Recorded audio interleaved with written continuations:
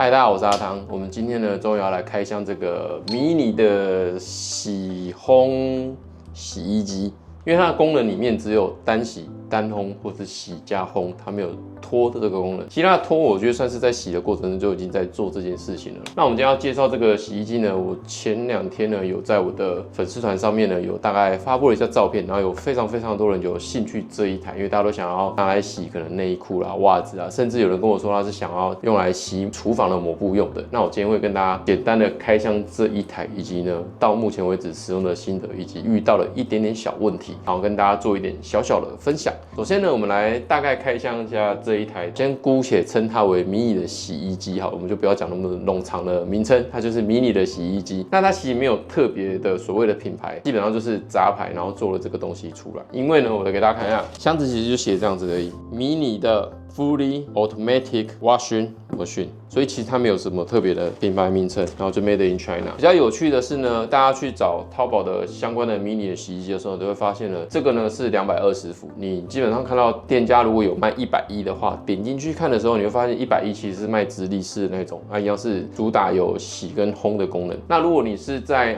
虾皮上找的话呢，有直接讲它是110伏特的，然后一样是洗跟烘的功能。但是呢，虾皮你看到的价格应该都是5000多块，我有去找了一下啦，那有人分享链接给我。那如果你是淘宝买这一台的话呢，淘宝的人民币价格我自己买下来好像大概是3000左右，然后你加上运费的话，机体加箱子整个包装起来它是5点多公斤，我的运费大约是400多块，因为它没有太大箱，它就是刚刚看到那个箱子小小的，所以它也没有那个箱子的超材费用，总费用是400块台币左右的运费，所以整体买下来大概3500左右就可以买到这一台，就比起你在台湾的虾皮买的便宜2000块。当然有一个差别就是，如果你买到瑕疵品的话，你如果在台湾虾皮买，你退货很方便嘛，你还可以退回给那个虾皮卖家。但是如果你是在淘宝买的话，你也知道，淘宝如果你买到有问题的家电，基本上没有人会去退货，你也不要问我怎么退货的问题，因为你要把它寄回去中国的话，如果是家电商品类的，会比较麻烦一点，没有那么方便。这个虽然没有含电池，但因为它是有含电机，里面会有电池，磁铁的那个磁，它是没办法随便寄一般的包裹方式回中国的。所以呢，很多人一直在问说，淘宝买到这个有问题了怎么办？没辙。很多人在讲说，我去淘宝买某家电的东西更便宜啊，怎样，可是就是没有保固啊，你要退货也有问题啊。如果一买到雷，你就炸掉。所以基本上台湾有卖，我说有代理商的，我还是尽可能会去买台湾的。可是像这一种的话，就是2-3千块，我就会想要赌一把，赌徒。但是2-3千块如果坏掉，那就算了，我就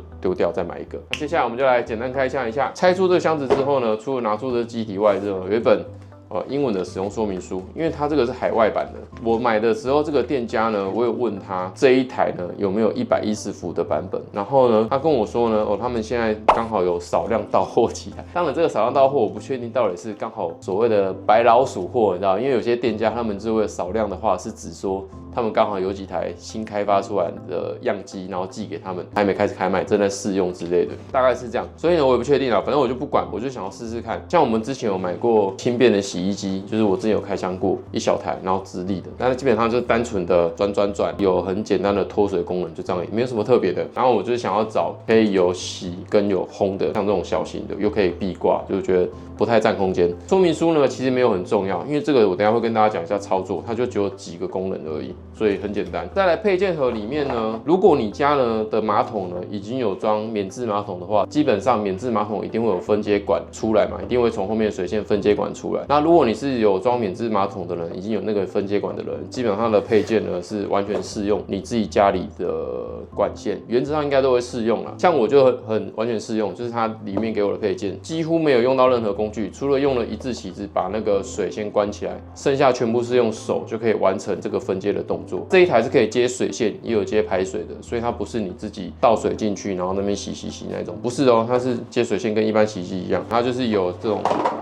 3分管，像3分管我没用到，这要看你家的是不会用到这一种，其他是用到这个分接的，然后这个是跟我的免治马桶水线去分接，然后再接一个水线到后面。这边可以给大家看一下这个洗胸，这个壁挂很简单，它是有点类似某些电视壁挂架那种壁挂架是一模一样的，它是直接往上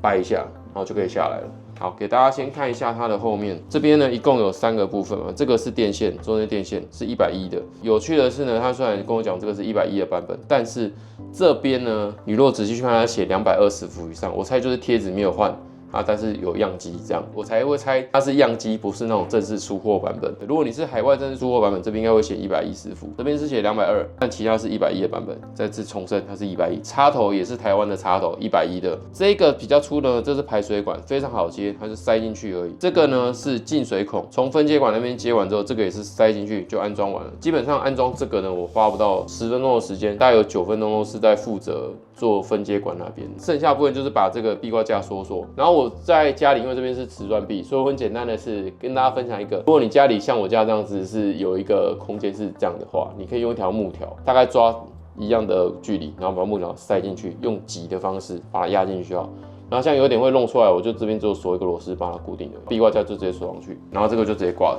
好，就这样简单安装完成。它的可以洗的容量，我记得它是写0.3公斤的。你不要想说为什么要买这么小型的洗烘衣机来用。不要问我为什么，因为你用到了你就知道你是拿来干嘛的。其实女生很多人他们会将他们的内衣内裤分开洗衣机自己手洗。那如果你是自己手洗，有时候每天不一定会有时间。那如果手洗完，你还会在浴室里面去晾干。如果你的浴室是没有窗户的那一种，或者是没有干燥功能的那一种，其实你的内裤很容易有那种发霉感，没有东西去烘干它，然后只单纯在那边晾的话是不 OK 的。这个我觉得是对女生来讲很方便的一个小物，但对男生可能比较无感一点。有啦，但可能有些男生他自己的内裤跟袜子会想要分开洗的话，也会需要这样的东西。总而言之，你不要想说为什么要买这种东西，我就手洗就好啦，就丢自己的洗衣机就好了，就是会有人有这样的需求嘛。好，接下来我们来介绍一下它的操作的部分。基本上呢，就是一台滚筒的洗衣机，开盖从右边这边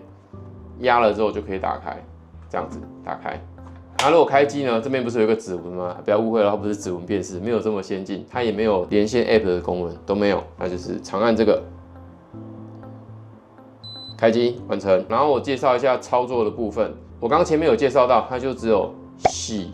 烘或者是洗加烘，另外有一个是它自己的自清洁，但其实自清洁我觉得就是空洗，因为它并没有什么特别的操作行程的部分，在这边左下角这个按键，这是功能键，像现在是 Wash Only， 再按一下 Dry Only、Wash and Dry、Self Clean， 就是有这4个模式可以做选择。基本的洗是1小时12分，基本的烘是1小时04分。洗加烘是2小时24分，自清洁是15分钟，但是呢，它可以选择衣服的品质，就是如果你是想要洗久一点的，比如像单洗是1小时12分嘛，你如果选不同品质的话，这边右下角有一个衣服的 quality， 然后2的话1小时36分，3的话是2小时16分。那其实我不太清楚这个差别在哪，但是我等一下会跟大家讲一下，就是我用1跟3的这个品质呢，洗起来的感觉是不同差在哪里。然后你选完之后，比如说我现在是 Wash and Dry， 然后4小时16分好，我就是只要我先把东西拿出来，我怕等一下又洗一次。按完行程之后，点一下中间的，它就会开始洗了。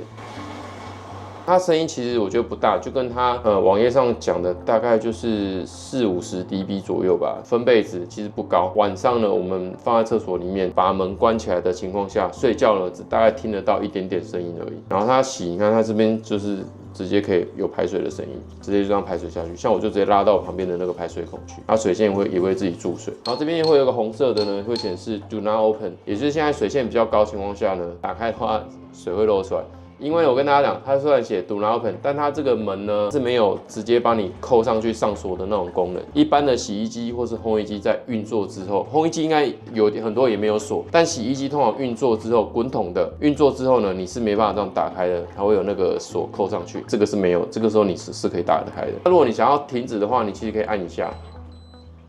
它会开始把水排掉。直到这红字呢消失，然后这个哔哔声不见的时候，就代表它水位降到是可以打开的程度，你就可以打开这个舱门。好，它就会变成 can open， 就是可以打开了。然后这时候就你可以打开舱门来看，那其实里面还有水。然后呢，这个水它会再慢慢继续排，会全部排光为止。洗跟烘大概就是这样子的啊。原则上它就是，如果是4小时16分，它就是有2小时左右的时间是洗，2小时左右的时间是烘。接下来我跟大家分享一下大家最在意的，就是洗起来的感觉是什么样子的。先跟大家讲一下它0.3 0.3公斤。网页上的建议呢是最多一次是洗1件内衣加1件内裤，或者是1件内衣，不然就是2件内裤。2件内衣应该会太多，以我自己洗下来的经验也是这样子。那最佳的情况下呢，1件内衣跟1件内裤，我觉得真的是极限。那这个内衣要看是什么内衣，如果是一般的内衣 OK， 如果是运动内衣比较厚的那一种，我觉得可能不 OK， 因为太厚了，然后容易有太多水，你可能没办法弄那么干。那如果是以内裤来说的话，像这种生理内裤，我跟大家分享一下，我在洗的时候呢，这2件都是有沾到血的情况下，这一件原本沾到的位置是大概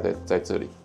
大概在这里，这一件呢也是在中间的位置，就是除了白的部分有，然后跟后面的有沾到血。这一件呢，我是有喷那个衣物清洁剂，就是自己常在用Pedo的衣物清洁剂，然后就是先把局部比较脏的部分喷一喷之后，里面我加一些洗衣精，完全是干净的，没有任何的血渍，我觉得是洗得非常干净的。我先不论其他脏污啦，如果血渍都洗得掉，基本上就没有问题嘛。另外这一件呢，我是直接尝试看看空洗，不加任何东西，洗看看它的感觉，就是给大家知道说你有没有先弄清洁剂上去的差异，或者是有没有加洗衣精的差异，原则上一定要加了。像这个没有加的情况下，上面就是还有留一点血渍在正中间一点点，这边也是一点点。所以像这一种呢，就是会建议大家呢买那种衣物加强清洁的那种喷剂，最脏的地方喷一下，丢进去加一点洗衣精，它也没有什么加洗衣精的地方。你就是打开东西丢进去，加一点点洗衣精就好，不用很多，因为这很小，因为它其实只有第一 round 洗的时候会有洗衣精的那个效果，接下来它就是一直反复的洗，洗到洗衣精全部脱掉为止。那因为0.3公斤，它加上它的洗的力道不大，我给大家看一下它的那种转动感，比如说我用单烘给大家看，我刚刚讲过嘛，它虽然写 cannot open， 它没有锁，但是你是可以打开的。它转的速度就这样而已，其实真的不快，它的速度真的不快，就是这样，不像一般那种就是那么快，所以它洗的方式是非常柔和的，这一点我觉得是还不错。内裤你可能丢一般的洗衣机洗还好，就稍微强力一点还行。但如果是像内衣那一种，就是比如说比较容易被破坏或变形的话，用这种洗衣机洗会比较好一点。所以这为什么说会有需求？因为大家的内裤比起手洗，用这个洗，反正你丢下去，那你就不用管，也蛮好的。再来要跟大家分享的是呢，洗烘行程这个部分，像我刚刚前面提到，这边有衣服的 quality 可以选1到3格嘛。2我没试过，我现在目前试过的是 quality 的1跟3。一般来说呢，大家应该都会选洗加烘。洗加烘的话呢，第一个品质都要是2小时24分，然后第3个是4小时16分。要跟大家分享一下这2个的差别。我试了非常多次的洗程，一开始在洗的时候，我就一直在怀疑它到底有没有烘干的功能。因为第一呢，我选1的时候2小时24分这个洗加烘的行程呢，内裤进去时间到了出来，内裤还是湿的，但不是那种很湿的，它是有点脱水完的那种湿。一直反复这个测试，到底它有没有烘干，然后甚至呢到最后呢，因为我刚刚讲了它是可以打开的嘛，我就自己有测了一下那个温度。我现在先把它弄成单烘，我先让它跑，然后我们等一下量那个温度给大家看，就大家知道就是那个烘干的感觉。再来呢，我后来选了 Quality 3的时候呢，它会跑4小时多嘛，然后有2小时的烘干。这样的测试下呢，内裤会干，烘干时间是需要到2小时左右，才比较能够让你这种小型的内衣裤干燥掉。所以呢，如果你是真的想要洗到拿出来是就是直接干可以穿的话呢，会建议你可以选 Quality 3的方式去洗会比较好一点。像这种薄的一定会干。生理裤呢，看状况，原则上你跑完一个行程应该也是会干。如果没干的话，你就是再跑一次单烘的行程，应该也没有问题。那内衣的话也一样要看厚度，如果是太厚的那一种呢，它的烘干时间也会需要久一点。因为这很有趣哦，这我也跟客服沟通很多次了。因为呢，其实我看它网页是写烘干的温度是40到60度，操作烘干这个功能的时候呢，我其实怎么去手摸进去都没有那种40到60，不要说60度，40度应该都没有。后来我才去用这个红外线的温度去做测试，就有发现哈，比如说现在给大家看一下，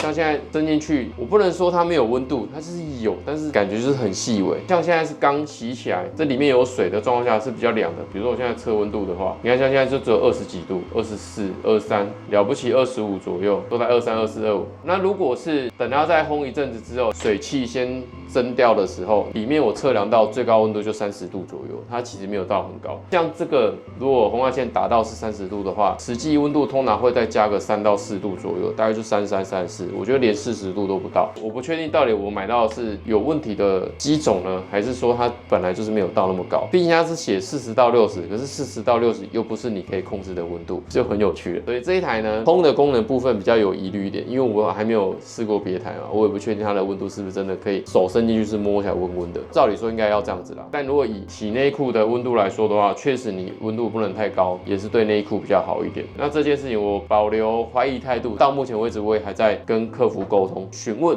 有关于烘干温度的这件事情，因为他们也跟我说是冷凝的方式。先不论它有没有温度，但确实我尝试了 Quality 3的那个4小时的行程，也就是烘干2小时的行程的话，确实是能把内裤烘干的。它里面就是用冷风吹，